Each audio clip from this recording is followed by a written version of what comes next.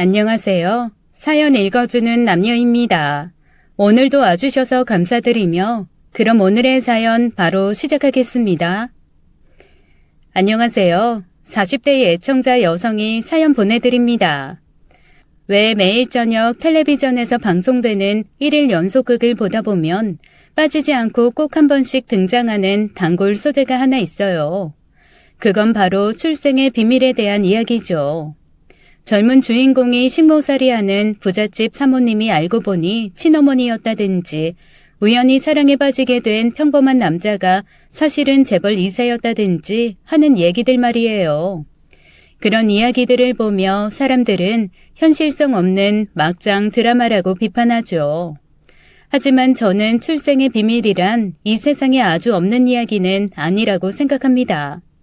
물론 부잣집 사모님의 잃어버린 딸 재벌 2세와의 우연한 연애 같은 건 실존하기 어려운 일이겠지만 적어도 출생의 비밀 그 자체만큼은 우리네 삶 주변에서 이따금씩 찾아볼 수 있기 때문입니다. 지금부터 여러분들께 들려드릴 제 삶 또한 일종의 출생의 비밀과 비슷한 사연이기도 하고요. 세상 모든 존재들에게는 자신만의 뿌리라는 것이 존재하는 법입니다.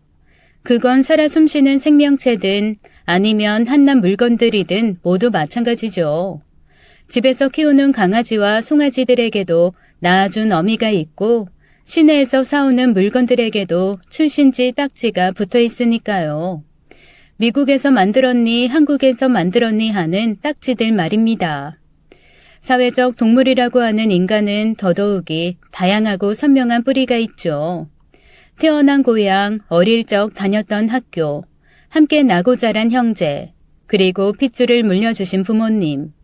저에게도 그런 뿌리들이 비록 희미하게나마 분명 있기는 있었습니다. 전 에메랄드 빛깔 바다가 아름답게 펼쳐진 제주도의 어느 해녀마을에서 태어났다고 했어요. 하지만 아주 어릴 적에 서귀포시로 이사를 왔기에 고향에 대한 기억은 사실상 없다시피 하죠. 공무원이셨던 아버지께서는 제 교육을 위해 대대로 살아온 고향 해녀 마을을 떠나셨습니다. 그런 제게는 함께 나고 자란 형제가 없었어요. 물론 또래 친구들 중에는 외동아들, 외동딸들이 심심치 않게 있었기에 특별한 일은 아니었죠. 하지만 제게는 친구들 다 있는 딱 한 가지가 존재하지 않았어요. 그건 바로 낳아주신 어머니였습니다. 그때까지만 해도 국민학생 어린 나이였던 저는 친구들 다 엄마가 있는데 왜 나한테만 엄마가 없을까 하는 고민으로 매일 밤을 지새웠어요. 어린 나이에 고향을 떠나 연고도 없는 서귀포시로 이사를 떠나온 처지였기에 그 질문에 대한 답을 구할 사람은 오직 아버지밖에 없었습니다. 당시 아버지께서는 여러 공사판을 오가며 일용직으로 생계를 이어가고 계셨습니다. 고향 해녀마을과 먼 서귀포시로 떠나기 위해서는 공무원을 자진 사직해야만 하셨으니까요. 마음씨 넓고 인자한 아버지는 그런 당신의 사정을 제게 숨기지 않았죠. 하지만 단 하나 어머니에 대한 질문에는 좀처럼 답을 해주지 않으셨습니다. 왜 맨날 엄마가 그렇게 궁금한 건데? 어떻게 안 궁금해요. 옆집 재훈이네도 엄마 있고 슈퍼집 한순애도 엄마 있고 학교 친구들 다 엄마 있는데 나만 혼자 없잖아. 혹시 누가 자꾸 찾아오는 건 아니냐? 네 엄마 얘기를 들려준다거나 아니면 아빠한테 엄마 얘기를 물어보라고 시킨다든가 또 혹시나 아빠가 나쁜 사람이라면서 널 데리고 가려 한다거나 뭐 그런 일 말이야. 왜요? 아빠 말고 우리 엄마 얘기 아는 사람 있어요? 그게 누군데요? 찾아가서 물어보려고요. 그럼 아빠라도 얘기해 주던가요. 네? 제발. 미안한데 희진아. 아빠 오늘 땡볕 공사장에서 하루 종일 일해서 피곤해. 내일도 새벽까지 일 나가야 하고 그니까 우리 엄마 얘기는 나중에 아빠 한가할 때 다시 하도록 하자. 이런 식으로 아버지께서는 참 이상하게도 어머니 얘기를 매번 회피하기 바쁘셨어요. 하지만 그럴수록 제 마음속 어머니를 향한 궁금증은 자꾸만 커져갔고 학교에서 학부모 초대 수업을 준비하던 날에는 결국 어린 마음에 투정을 부리고야 말았죠.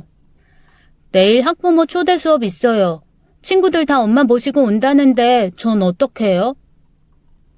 아빠가 대신 가줄게. 작업 반장님한테 말씀 잘 드리면 내일 하루 정도는 공사장 일 빼주실 거야. 당연히 그래야 하는 거고, 다른 일도 아니고 자식 일인데. 그니까 아무 걱정하지 마라. 싫어. 아빠랑 가는 거 싫다고요. 나도 엄마랑 가고 싶으니까 아빠가 얼른 엄마 데려와요. 그러자 한참을 망설이던 아버지께서 마지못해 그리고 무척 무겁게 이야기를 들려주시더군요. 엄마는 우리 희진이 태어나고 몇 달 뒤에 돌아가셨어. 해녀셨거든. 희진이 기저귀값 벌어야 한다면서 안 좋은 날씨에 무리해서 바다로 들어가셨다가 그만. 아빠도 사실은 그래서 고향을 떠난 거기도 해. 우리 희진이 교육을 위해서였기도 했지만 눈 닿는 고향 마을 곳곳마다 네 엄마와의 추억이 깃들어 있었거든. 아빤 그게 너무나도 힘들었다. 순간 전 참으로 복잡 미묘한 심정을 느꼈습니다. 어머니께서 돌아가셨다는 사실에 너무나도 가슴이 아파 울음을 터뜨렸지만 적어도 제게는 어머니가 있었다는 뿌리만큼은 전해드릴 수 있었으니까요. 이후로 한동안은 평범한 나날을 보내게 되었습니다. 그러다 불쑥 누군가가 절 찾아왔어요. 하굣길 교문을 나서는 제 손목을 덥석 붙잡는 웬 처음 보는 젊은 아줌마였죠. 네가 혹시 희진이니? 김초랑 씨 딸 김희진? 그런데요. 아줌마 누구세요? 저희 아빠 아세요? 이모란다. 희진이 엄마, 동생. 잠깐 얘기 좀 할 수 있을까? 꼭 들려주고 싶은 말이 있는데. 어머니 돌아가셨는데요. 아니란다. 엄마 살아계셔. 순간 저는 아버지의 말씀이 떠올랐어요. 누가 엄마를 안다고 찾아오는 사람이 있으면 위험한 사람이다. 따라가지 말아라. 확 겁을 집어먹은 저는 목청 높여 살려달라고 외쳤고 그 소리에 학교 선생님들이 경찰에 신고를 하게 되면서 이상한 아줌마는 파출소로 잡혀갔죠. 그런데 파출소에서 밝혀진 진실은 그 이상한 아줌마가 제 어머니의 동생이 맞다는 것이었습니다. 거기까지만 해도 전혀 이상한 일은 아니었죠. 돌아가신 어머님께 여동생이 있을 수도 있으니까요. 하지만 소식을 듣고 달려온 아버지께서 뜻밖의 모습을 보이셨습니다. 분명 처제를 봤으면서도 마치 투명인간 취급하듯 외면하며 아주 다급하게 절 데리고 나와버렸거든요. 제 눈에는 그런 아버지가 이상하게 보였습니다. 경찰 아저씨가 그러는데 저 아줌마가 우리 이모 맞대. 근데 아빠는 왜 모른 척하고 그냥 나와버렸어? 이모는 맞지만 신경 쓸 일 아니야. 원래부터 정신이 좀 이상한 사람들이었어. 그러니 너도 오늘 이모 못 만난 척 앞으로도 없는 사람인 셈 치고 살거라. 그래도 얘기는 해봐야 하지 않을까? 엄마가 돌아가신 게 아니라 살아계시다던데. 어린 것이 어디 아버지 말씀하시는데 꼬치꼬치 말대꾸야. 말대꾸는 그냥 그렇다고 하면 그런가 보다 하고 넘어갈 것이지. 아빠 지금 나한테 화내는 거야? 왜요? 제가 뭘 잘못했어요? 그날 전 제게 처음으로 고래고래 역정을 내시는 아버지가 무척이나 낯설었지만 아버지께서는 왜 화가 나셨는지 끝내 말씀을 해주지 않으시더라고요. 그리고는 며칠 뒤에 절 데리고 부산으로 또다시 이사를 떠나셨죠. 마치 야반 도주라도 하듯 아주 급하게 말입니다. 전 그런 아버지를 이해할 수 없었고 아버지께서는 마침내 어머니에 대한 또 다른 이야기를 들려주셨습니다. 우리 희진이 엄마는 살아있는 게 맞단다. 네? 근데 왜 거짓말을 하셨어요? 엄마가 너무 나쁜 사람이어서 그래서 죽었다고 거짓말을 쳐서라도 너한테 숨기고 싶었을 뿐이야. 얼마나 나쁜 사람인데요? 혹시 감옥에 가 있어요? 그런 건 아니지만 그래. 이제 너도 알 건 알아야겠지. 아빠가 원래는 공무원이었단 얘기 기억하지? 너 공부시키려고 서귀포로 이사를 해서 사직서 냈었다는 얘기 기억하고. 근데 그게 사실은 아빠가 도망친 거야.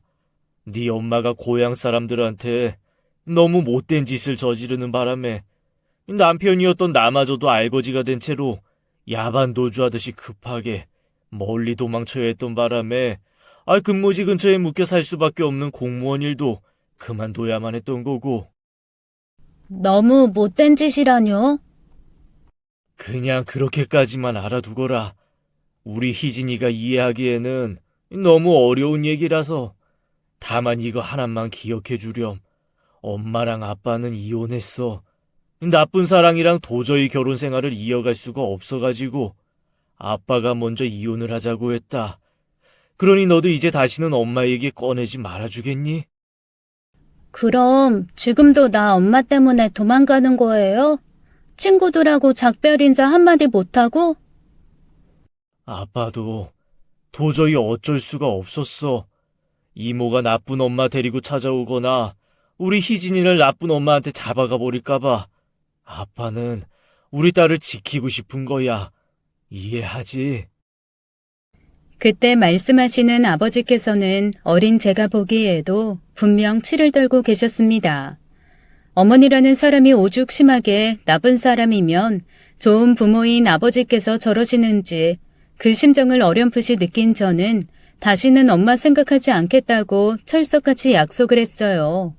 그렇게 저희 부녀는 생면부지 부산에 도착하게 되었죠. 부산에서의 삶은 무엇 하나 쉬운 것이 없었습니다. 아버진 지인 하나 없는 낯선 곳에서 이 공사판 저 공사판을 전전하셨고 전 저대로 새 학교와 친구들에게 적응하느라 부더니도 고생을 해야만 했죠. 그런 제게는 늘 이런 놀림이 따라붙었어요. 넌 왜 자꾸 우리끼리 노는데 끼어들려고 그래? 꺼져. 엄마도 없는 제주도 촌년아. 너 지금 뭐라 그랬어? 엄마도 없는 제주도 촌년이라고 했다. 왜?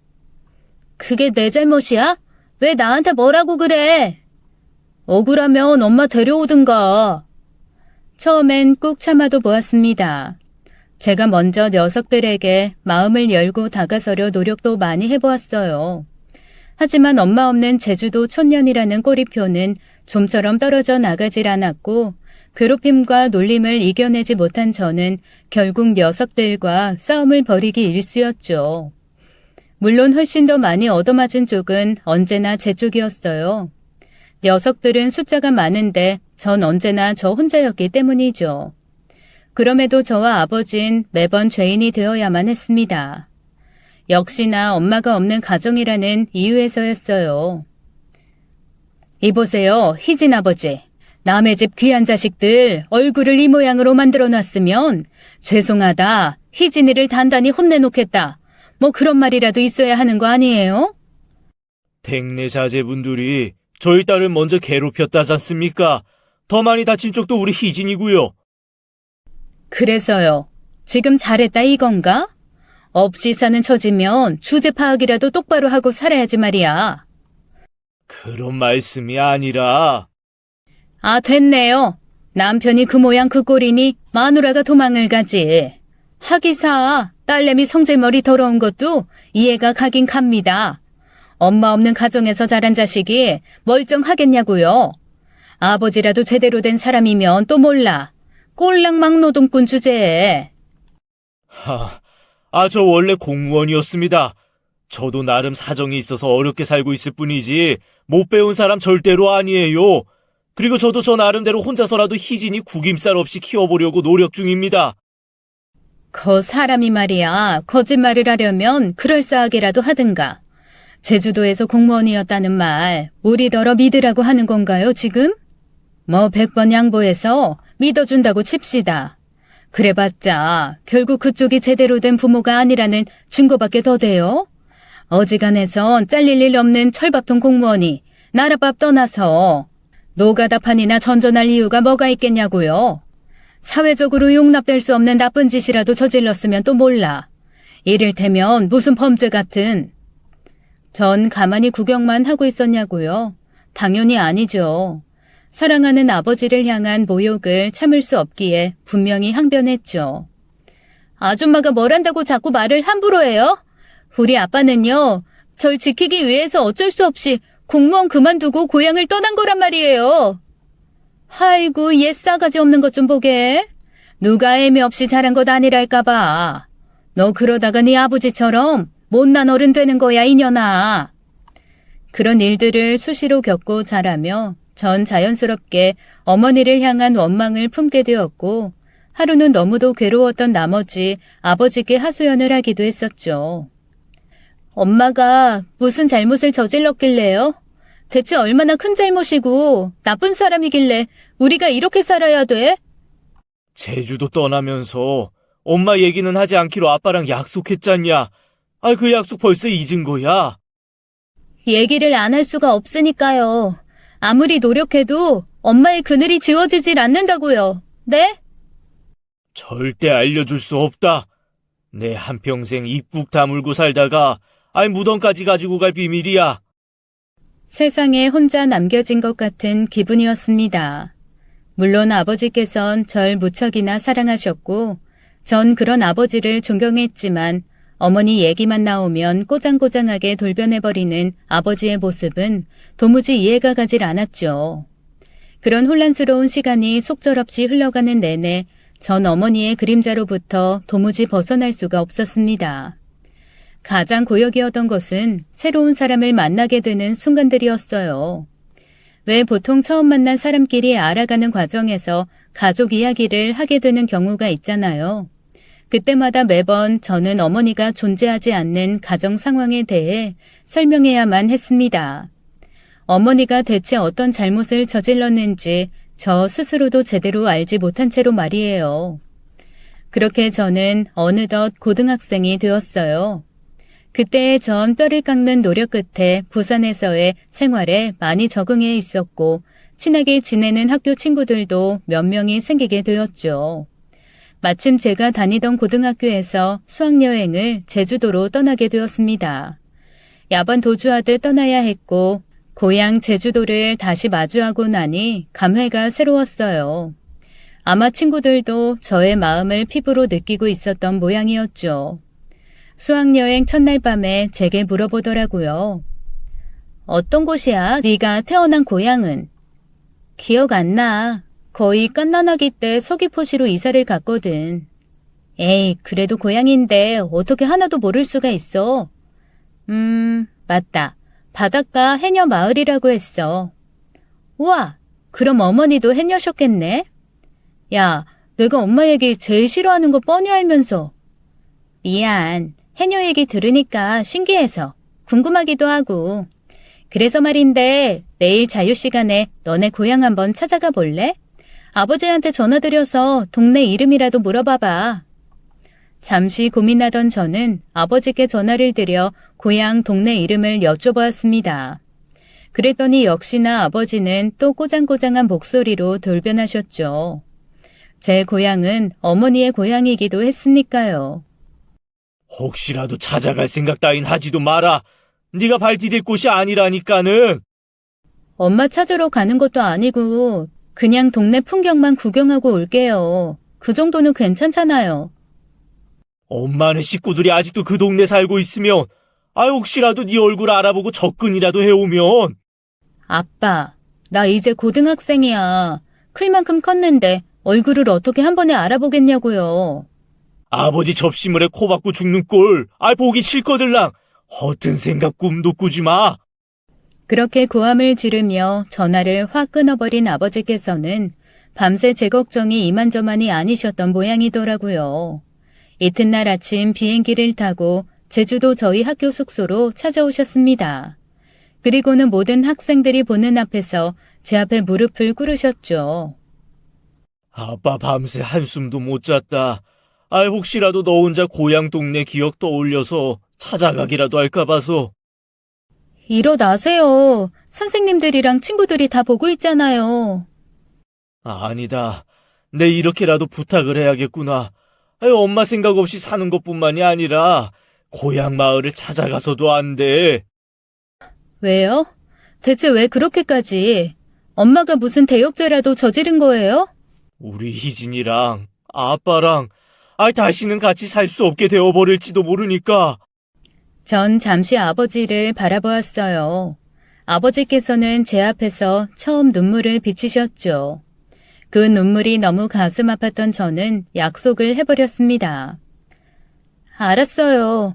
이유는 잘 모르겠지만 아빠가 그렇게까지 말할 정도로 내가 엄마랑 엮여서는 안 된다면 앞으로는 다시는 입도 뻥끗 안 할게요. 나도 아빠랑 같이 살지 못하게 되는 건 싫거든요. 우리는 세상에 딱 둘밖에 남지 않은 가족이잖아요. 그리고 부탁 한마디를 덧붙였어요. 대신에 나도 부탁 하나만 할게요. 내가 진실을 충분히 감당할 수 있는 나이가 되면 한 번은 꼭 진실을 들려주세요. 나도 평생 가슴앓이만 하면서 살 수는 없잖아요. 그건 저한테도 너무 괴로운 일이잖아요.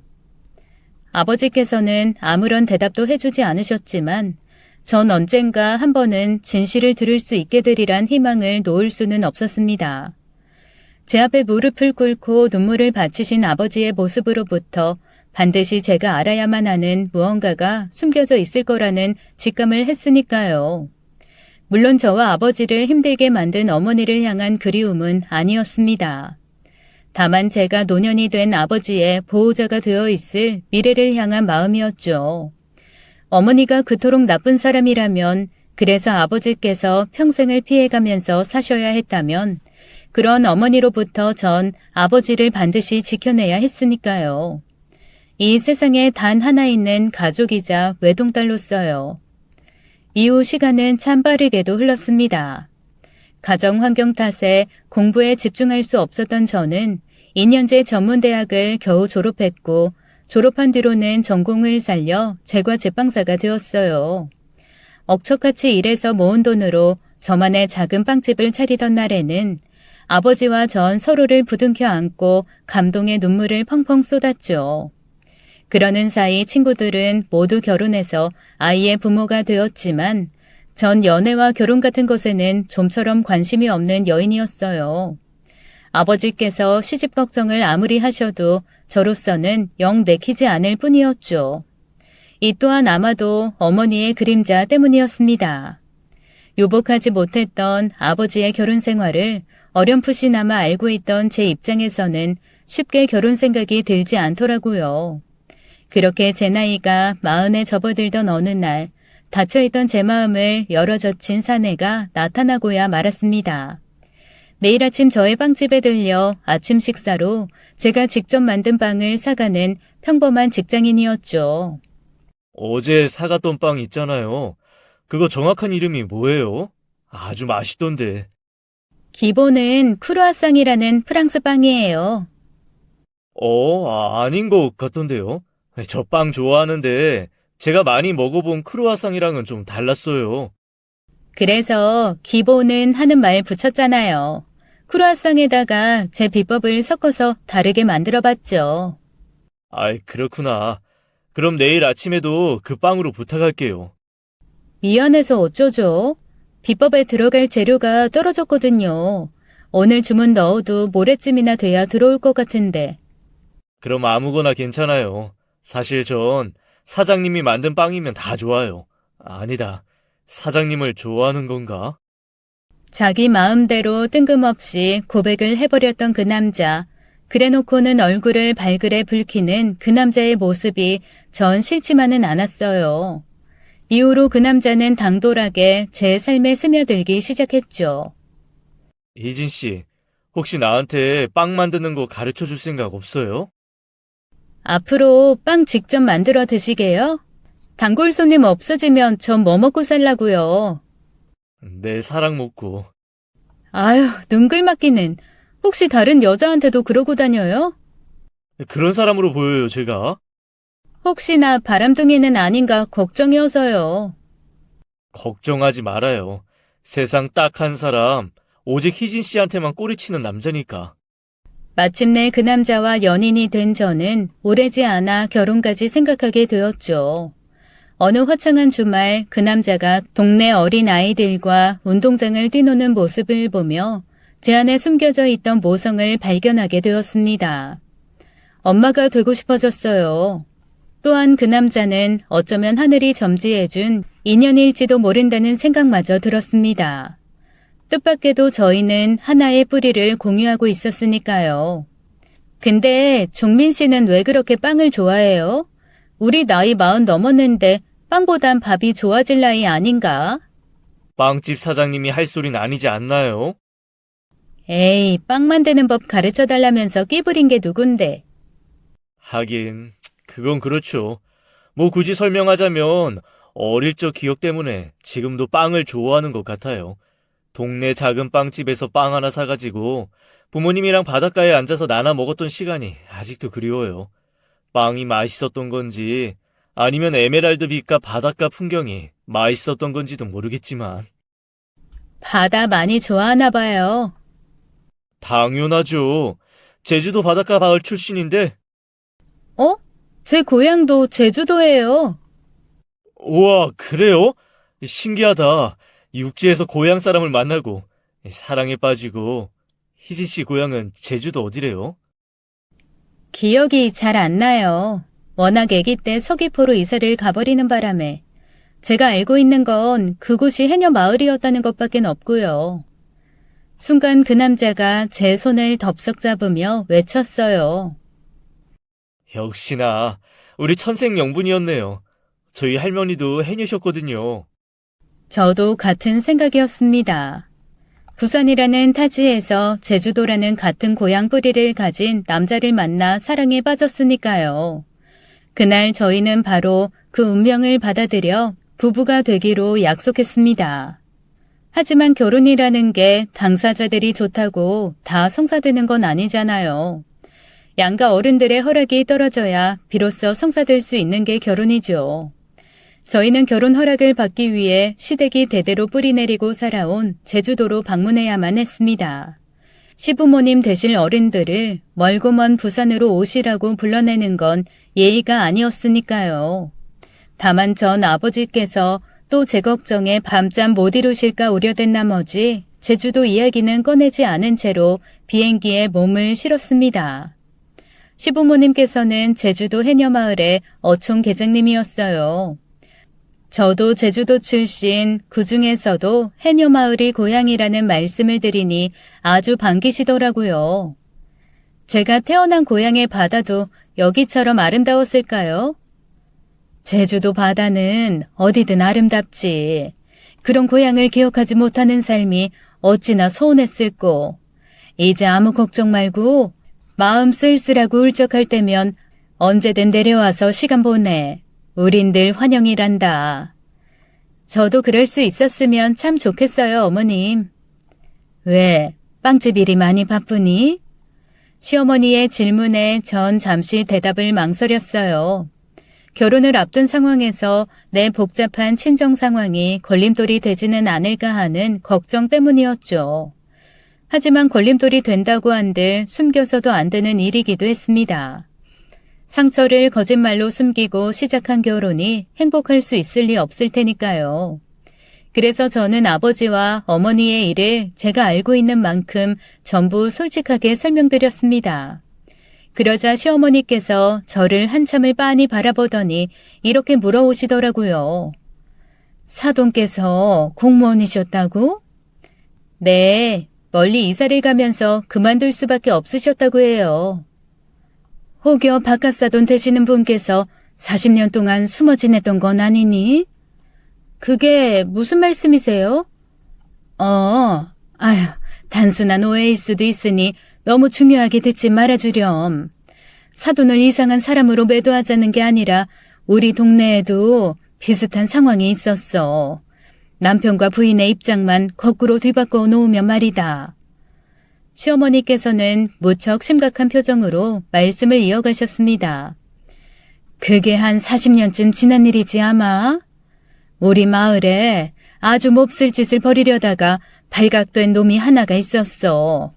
대대로 인연 맺고 살아온 마을 식구들 전체를 순식간에 알거지로 만들 뻔했을 만큼 흉악한 짓이었지.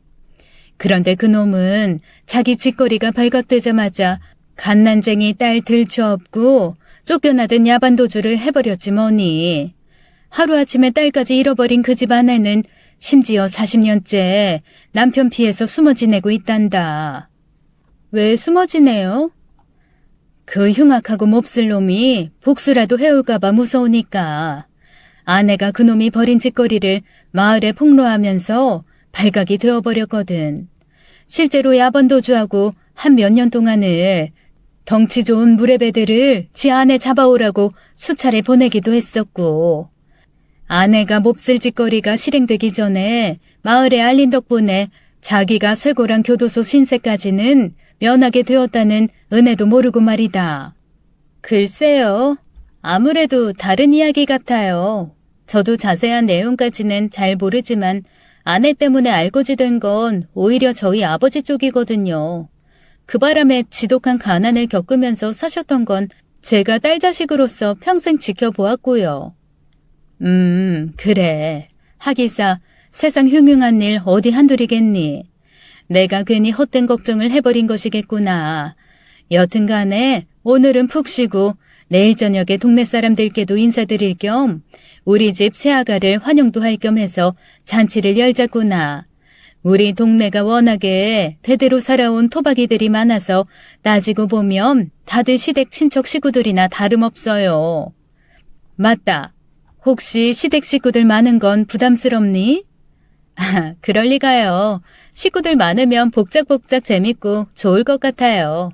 저 평생 아버지랑 둘이서만 살았잖아요. 그날 밤은 평화로웠습니다. 신랑과 나란히 앉아 바라보는 해녀마을 밤바다 풍경은 형언할 수 없을 만치 아름다웠죠. 시어머니가 하셨던 말씀이 살짝 마음에 걸리기는 했지만 크게 개의치는 않았어요. 흉흉한 일들쯤이야 동네마다 수십 개씩은 쌓아놓고 사는 세상일 테니까요. 이튿날 저녁에는 바다가 보이는 시댁 마당에서 성대한 마을잔치가 열렸어요. 잔치상에는 해녀 마을답게 온갖 진귀한 해산물이 그득했고 제주도식 돼지고기 요리들도 한자리를 당당하게 차지했습니다. 시댁 친척들이나 다름없는 동네 주민 모두가 참석한 그 자리의 주인공은 이제 곧 새색시 그리고 새 식구가 될 저였어요. 그렇게 모두의 축복이 쏟아지던 그때 뒤늦게 도착한 한 여자가 무척 놀란 목소리로 제 이름을 부르더군요. 그 여자를 돌아본 저는 한눈에 누구인지를 알아보았습니다. 세월이 많이 흘러 주름진 얼굴이기는 했지만 서귀포 국민학교 교문으로 절 찾아왔던 이모가 확실했어요. 이모? 혹시 이모님이세요? 맞구나. 희진이 맞구나. 아휴, 다행이다. 어릴 때 얼굴이 많이 남아있어서 못 알아봤으면 어쩔 뻔했니. 근데 여긴 어떻게 와 있는 거야? 결혼 허락 받으러요. 세상에나, 새색시가 그럼 우리 희진이었구나. 순간 저는 불길해졌습니다. 왜 그러세요? 혹시 신랑이랑 저랑 친척이에요? 아니야. 대대로 같은 동네 살아온 집안이기는 해도 친척은 아니야. 저는 잠시 안도할 수 있었지만 이내 또 다른 걱정에 휩싸이고야 말았습니다. 이모가 그곳에 있다는 건 그 동네가 제 고향 마을이라는 뜻이었으니까요. 아버지께서 결혼을 결사 반대하고 나서실 것은 뻔할 번째였으니까요. 바로 그때 시어머니께서 헐레벌떡 달려오셨습니다. 우리 새아가가 자네 조카인가? 네, 아주머니, 언니 딸 확실해요. 그 말에 동네 분들 모두가 뜨악한 표정으로 저를 바라보았어요. 시어머니께서는 잠시 탄식하시고는 이모를 꾸짖으셨죠. 아이고 세상에나. 아이 못하고 있어. 얼른 데려가 보지 않고. 아니요, 지금 여기 와 있어요. 밖에서 숨어 있어요. 갓난쟁이 때부터 봐온 옆집 꼬꼬마 종민이가 신부감을 데리고 왔다길래 일단 궁금해서 오긴 왔는데 겁나서 들어오지도 못하고 저만 먼저 들여보냈고요. 안전한지 확인 좀 해달라고. 그러자 시어머니께서는 담장 밖을 향해 외치셨습니다. 여기 동네 사람들 다 지키고 있다. 안전하니 무서워 말고 어여 들어와. 하지만 담장 밖은 마치 아무도 없는 것처럼 잠잠했어요. 동네 분들이 괜찮다, 그놈 끈앞을 여기 없다 하고 몇 차례나 외치고 나서야 담장 밖으로부터 낯설지만 익숙한 그림자 하나가 마당으로 들어왔습니다. 마치 도망자처럼 모자와 마스크 그리고 선글라스로 얼굴을 가린 초라한 노파. 노파가 얼굴을 가린 것들을 치워내는 순간 노파의 얼굴에서 노년이 된 제 모습이 아주 선명하게 보이더군요. 네, 맞았어요. 제 친정 어머니셨습니다. 제가 어머니를 대번에 알아보았던 것처럼 어머니께서도 절 한눈에 알아보셨어요. 절 부둥켜 안고 차마 아무런 말도 못한 채로 한참을 오열하다가 그만 실신하셨습니다. 급히 병원으로 옮겨진 어머니께서는 몇 시간 정신을 차리지도 못하셨어요. 전 그런 어머니를 우두커니 바라보며 복잡한 심경을 금할 길이 없었습니다. 공무원 아버지를 알거지로 만들고 이혼당했던 엄마가 40여 년이라는 시간 동안 제게는 없는 사람이었고 찾아서도 안 되는 사람이었던 엄마가 결혼을 앞둔 제 앞으로 불쑥 나타나버린 상황이었으니까요. 그때 제 속이 더더욱 어지러웠던 이유는 시어머니께서 해주셨던 마을 전체를 알거지로 만들 뻔했다던 몹쓸 남편의 이야기 때문이었습니다. 그 이야기가 도망자 신세로 나타난 친정어머니의 행색과 관련이 있는 것일까요? 당시에 저는 아무것도 몰랐지만 누구도 직접 이야기를 들려주지 않았죠. 신랑도 시부모님도 이모와 마을분들 모두가 말이에요. 다만 시어머니께서 다들 아무 말도 않는 이유를 제게 들려주셨을 뿐입니다. 어제는 오해일지도 모른다는 생각으로 이야기를 꺼냈던 것이지만 상황이 이렇게 됐으니 나조차도 섣불리 털어놓지를 못하겠구나. 아마 네 신랑이랑 이모랑 동네 분들 모두가 마찬가지인 심정일 테고. 그러니 당장은 마음이 복잡하겠지만서도 잠깐 기다렸다가 사부인 정신 드시면 그때 직접 이야기 나눠보거라. 맨정신으로는 감당하기 어려운 진실일 수도 있을 테니 마음 단단히 먹고. 몇 시간 뒤 제 어머니께서 정신을 차리자 시어머니께서는 제게 청심환 하나를 쥐어주며 자리를 비켜주셨습니다.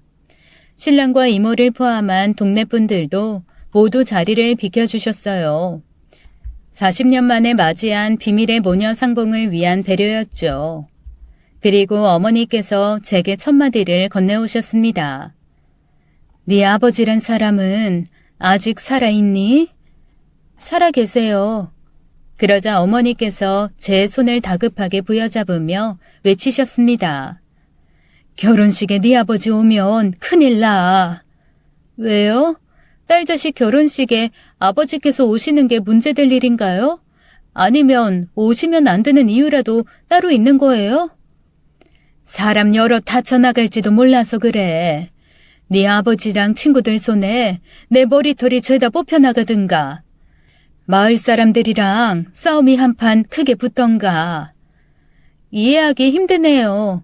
아버진 엄마가 나쁜 사람이니 찾지도 말라셨고 40년 만에 만난 어머니는 아버지를 나쁜 사람처럼 얘기하고 심지어 제가 알고 있기로는 아버지가 평생 어머니를 피해서 살아오셨는데요. 아버지가 그러디? 자기가 나를 피해 살았다고? 제가 아버지랑 살아온 삶이 그랬으니까요. 공무원이었던 아버진 알거지가 돼서 고향을 등지고 서귀포로 이사를 갔고 이모가 제 학교로 찾아오는 바람에 부산으로 야반도주까지 해야 했거든요. 그렇지 않아. 이혼당하고 40년 동안 숨어서 살아온 사람은 네 아버지가 아닌 바로 나였단다. 네 아버지의 무례배 같은 친구들이 나한테 안갚음을 하려고 지금까지도 칼을 갈고 있으니까. 그렇게 어머니를 통해 모든 진실이 마침내 밝혀졌습니다. 때는 바야흐로 제가 갓난쟁이였던 약 40여 년 전 어머니는 대대로 이어온 가업인 해녀 일을 하고 있었고 아버지는 고향 해녀마을 근처 관공서에서 근무하는 공무원이었대요. 그런 아버지께서 하시는 일은 지역의 개발을 담당하는 업무였다고 하는데요. 어느 날 아버지께서 고향 마을의 발전을 위한 기획을 구상하기 시작하셨죠. 고향에 애착이 아주 많은 분이셨거든요. 당시 고향 마을의 해변과 앞바다는 훗날 제 시부모님이 되실 분들의 관리 아래에 있었습니다. 해산물 도둑질과 무단 채취가 워낙 빈번하게 일어나셨던 탓에 마을 주민들 모두가 합심해서 어업협동조합을 설립했고 다들 가산을 헐어 고향 마을의 해변과 앞바다를 협동조합 소유 어장의 형식으로 소유하게 되었거든요. 워낙 큰 돈이 필요한 일이었기에 가난한 마을 주민들은 거의 전 재산을 투자하다시피 했었죠. 하지만 제 아버지께서는 마을이 발전하려면 그것만으론 부족하다고 생각했습니다. 그래서 떠올린 것이 협동조합 소유의 해변을 리조트 건설사 쪽에 매각하는 것이었어요. 당시는 제주도에 막 리조트 건설붐이 일었던 시절이었던 데다가 잘 성사만 된다면 마을 주민 전체가 큰 부를 누릴 수 있는 일이기도 했죠. 이에 아버지는 고향 마을에 리조트를 유치하기 위해 마을 주민들을 하나하나 설득해가며 모두에게 동의서를 받았어요. 그때까지만 해도 아버지는 선이었지만 견물생심이 들어버렸습니다. 그 헛된 욕심의 시작은 리조트 유치 성사의 낌새를 눈치챈 전문 사기꾼들이 제 아버지에게 접근하면서부터 시작되었다네요. 그쪽이 우리가 만든 유령회사 쪽으로 협동조합 소유 해변이랑 어장 권리 넘기면 우리가 그걸 딴 데로 팔아치운 다음에 돈만 챙겨서 튀면 돼. 뭐 더럽고 위험한 일은 우리가 다 할 테니까 아무 걱정 말고 권리 넘기시오. 제가 그래 버리면요. 마을이 하루아침에 알거지가 돼서 거리에 나앉을 거 뻔한데 제가 미쳤다고 그런 짓을 합니까? 그분들 전부가 제 아버지, 친척 같은 분들이세요. 나 이 양반 세상 물정 모르네. 고양이니 정인이 하는 얘기들은 퍼머질 수 있는 돈이 몇 억 안 될 때나 먹히는 거고 지금은 고민할 거리조차 안 돼요. 우리가 꼴랑 몇 푼 먹자고 이러는 거 아니잖아. 당신이 거머쥘 수 있는 돈만 해도 수십억이 훌쩍 넘어 이 사람아. 수십억이 훌쩍 넘어요? 우리가 아무리 험한 일을 하고 살아도 같은 배 탄 동료한테까지는 거짓말 안 하지. 텔레비전에 나오는 갑부들 봐서 알지. 당신 딸내미도 그 집안들 못지않은 공주님으로 키울 수 있다니까는. 결국 아버지께선 검은 속삭임에 마음이 넘어가고야 마셨어요. 그런 아버지의 변화를 어머니께서 피부로 느끼셨다고 합니다. 사람 눈빛이 허공에 붕 떠있는 사람 같은 것이 뭔가 불길한 느낌이었던 거죠. 이에 어머니께선 아버지를 걱정하는 마음에 조용히 지켜보며 지냈는데요. 어느 깊은 밤 아버지께서 전화 통화하는 목소리를 엿듣게 되셨다고 합니다. 휴대폰이 없었기에 집 전화로 통화를 할 수밖에 없었던 시절이었거든요. 해변이랑 어장 권리 그쪽으로 넘기겠습니다. 대신 약속하셨던 그 돈에다가 웃돈까지 추가해서 받아야겠습니다. 제 입장에선 평생 살아온 고향과 정 나눈 이웃들을 저버리는 일이 될 테니까요. 아버지가 통화를 이어가는 사이 어머니는 리조트 유치를 빙자한 사기 행각에 필요한 서류들을 모두 챙겨 집을 빠져나가셨습니다. 그리고는 곧장 마을회관으로 가서 방송을 했죠. 이웃 여러분, 지금 우리 마을이 위험에 처해 있습니다. 다 함께 힘을 합쳐서 고향을 지킵시다. 이에 마을 주민들이 뭔 일인가 싶어 마을회관으로 모여들었어요. 아버지께서도 방송을 듣고는 서류를 되찾기 위해 달려오셨죠. 그 자리에서 마을 전체를 알거지로 만들 뻔한 아버지의 검은 속내를 폭로했고 아버지는 멍석마리를 당하고 마을에서 쫓겨나고야 말았습니다. 검은 속삭임에 넘어간 아버지의 사기 행각이 미수에 그치게 되어버린 거죠. 그렇게 아버지는 자신의 계획을 폭로하고 막아선 어머니를 증오하게 되었고 이혼 도장을 찍는 즉시 절 데리고 야반도주를 해버렸습니다. 애는 두고 가라며 붙들고 늘어지는 어머니께 손찌검까지 해가면서요. 사건은 거기서 끝이 아니었습니다. 아버지는 어머니의 폭로 덕분에 사기가 미수에 그쳐 법적 처벌은 받지 않았지만 공무원 일은 더 이상 할 수 없게 되었죠. 파직을 당하고야 말하거든요. 네, 맞습니다. 엄마가 나쁜 사람이고 엄마의 잘못으로 이혼했으며 제 공부와 엄마를 피하기 위해 이사를 가야 했던 탓에 공무원에 자진 사직할 수밖에 없었던 아버지의 말은 모두 새빨간 거짓말이었어요. 엄마 때문에 아버지가 알거지가 되어버렸다는 말 또한 거짓이었습니다. 협동조합이 발족되고 마을 해병과 어장의 권리를 취득하는 과정에서 제 부모님께서도 거의 전 재산을 투자하셨으니까요. 아버진 그걸 자기 잘못으로 인해 고스란히 두고 도망치게 되면서 알거지가 되었을 뿐이었어요. 자업자득인 셈이었죠.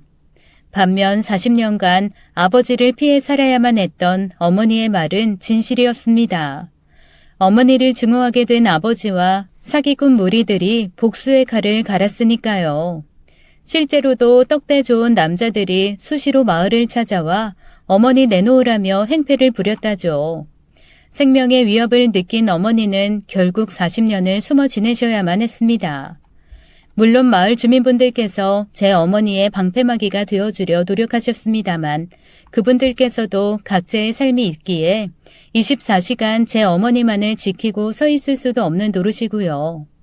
어머니께서 털어놓으신 진실을 의심하지는 않느냐고요. 의심의 여지조차 없는 일이었습니다. 40년 전 그 일을 기억하고 있는 증인들이 너무나도 많았거든요.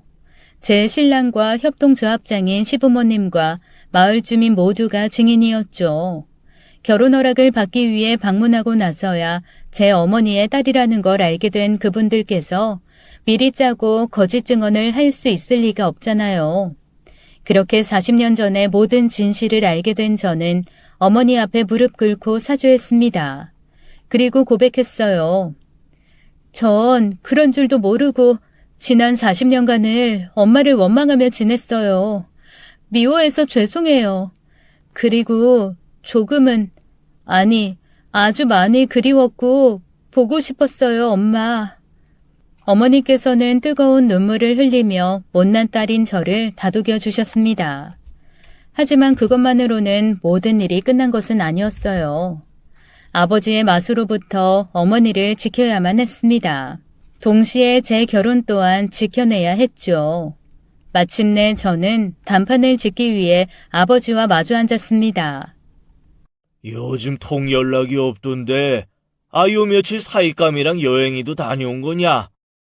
제주도요. 뭐? 거기서 저 제 뿌리 찾고 돌아왔어요. 엄마도 만났고 고향도 찾았고 무엇보다 제일 중요한 건 40년 전의 진실까지 전부 다 알게 됐고요. 네가 그 여이 그 여자를 나쁜 사람이니 만나선 안 된다고 하지 않았냐? 그 사람이 너한테 무슨 거짓부렁을 짓거렸든 절대 믿으면 안 돼. 내가 너한테 했던 말이 진실이다. 그렇기엔 너무 많은 증인들이 있던데요. 아버지는 잠시 아무런 말이 없더라고요. 안절부절 못하며 눈알만 굴리는 모습이 또 무슨 거짓말을 지어내려는 것 같았죠. 전 또다시 아버지의 거짓말을 듣고 싶지 않았습니다. 하나만 물어볼게요. 제발 이번만큼은 거짓말하지 말아주세요. 딸 자식 앞에서 부모로서 최소한의 양심은 지켜달라고요. 평생 널 키워온 나를 이제는 믿지 않겠다면서 내가 지금 하는 대답일라 선뜻 믿어주겠더냐? 믿고 말고는 다 들어본 다음에 결정하겠습니다. 그때 있잖아요. 국민학생 때 이모가 저 학교로 찾아왔던 날. 왜 그렇게 급하게 도망쳤어요? 부산까지 야반도주 하는 사람처럼. 잘못은 아버지가 혼자 다 저질러 놓고. 널 빼앗기기가 싫었다. 내가 아무리 큰 잘못을 저질렀고 결국 세상 사람들 모두가 날 등졌다지만 단 하나 피부치인 너 없이는 살 수가 없겠더구나. 그래서 무서웠다. 널 엄마한테 빼앗길까 두려워 부산까지 도망을 쳤어. 네 엄마를 나쁜 사람으로 둔갑까지 시켜가면서 40년 전 진실을 숨겨야만 했던 이유도 마찬가지였다. 내 본 모습을 알게 되면 우리 희진이가 도망쳐버릴까봐. 하지만 널 사랑하는 마음 하나만큼은 진심이었어.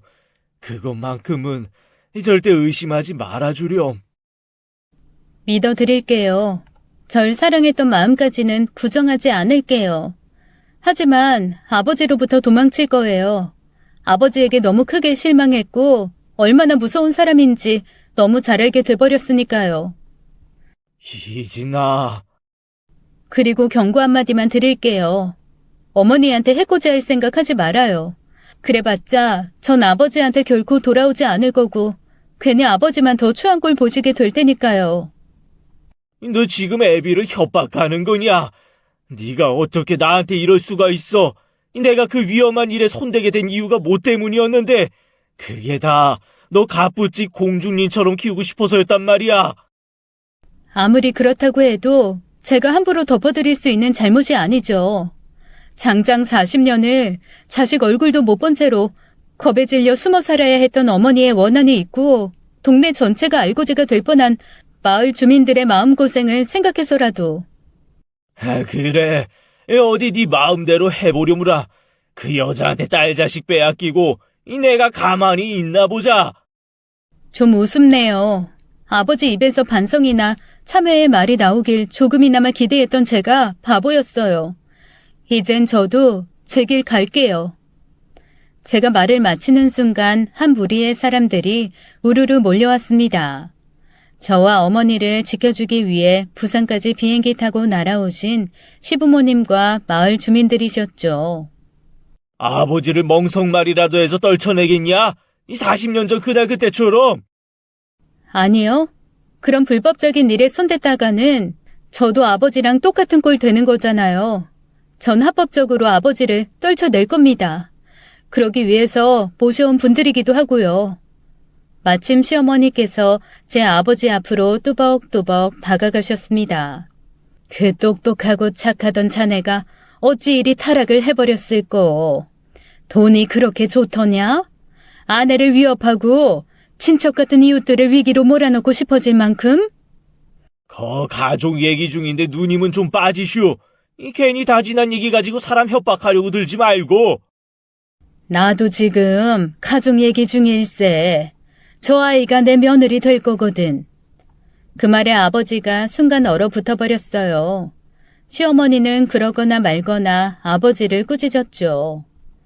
자네 전처가 목숨 걸고 모두에게 진실을 알려준 덕분에 우리 마을을 지켜낼 수 있었고 또 그 덕분에 자식 잘 키워낼 수 있었네. 그 자식들이 지금 어디서 뭐라고 사는지 아는가? 빨간 지붕 희균이네 마지는 검사됐고 박씨네 셋째는 강력의 형사일세. 그뿐인가? 변호사의 법조인에 싸우자고 들자면 한도 끝도 없어. 나이를 어디로 드셨소 누님은? 부모 싸움에 어디 자식까지 끼워 넣어. 이 쪽팔린 줄을 알아야지. 마을 전체를 적으로 돌려버렸으면서 당연히 그 자식들까지 적이 되어버릴 걱정은 못했는가? 이래도 부모 싸움에 자식을 끼워 넣는다 생각된다면 내 이렇게 대답함세. 저 아이의 남편이 될 내 아들 종민이도 우리 마을 식구야. 엄마 전 나눠 먹고 자란 친구의 아내가 위기에 처했다는데 가만히 두고 볼 녀석들이 세상 어딨겠나. 우린 우리 자식들 그렇게 안 키웠네. 허니 내 며느라기와 사부인에게 안갚음을 하고 싶거들랑 우리 마을 전체랑 싸울 각오부터 하고 오시게나. 결국 아버지는 고개를 떨구고야 말았어요. 전 그런 아버지에게 마지막 하직 인사를 남기며 돌아섰습니다. 저 결혼해요. 아버지가 그렇게 원하셨던 결혼이요. 신랑 닮은 아이도 낳아서 잘 기를 거예요. 혹시라도 아주 만약에 결혼식에 오고 싶으시다면 지금 이 자리에서 미리 사양하겠습니다. 아버지가 발들여서는 안 되는 제 고향 마을에서 전통 혼례로 치를 거니까요. 그날이 제가 기억하는 아버지의 마지막 모습이 되었어요. 아버지는 결국 제 결혼식에 초대받지 못하셨으니까요. 저와 신랑 그리고 40년 만에 재회한 어머니와 함께하는 가족의 삶에 아버지의 자리는 존재하지 않으니까요. 전 아주 긴 시간을 돌고 돌아 저의 완전한 뿌리를 찾아냈어요. 또한 얼마 전 출산한 첫아이와 함께 하루하루 새로운 뿌리를 만들어 나가고 있죠. 제 긴 이야기 들어주셔서 감사합니다. 지금까지 사연 읽어주는 남녀였습니다. 끝까지 시청해주신 여러분 감사드리며 저희는 다음 사연으로 돌아올게요. 감사합니다.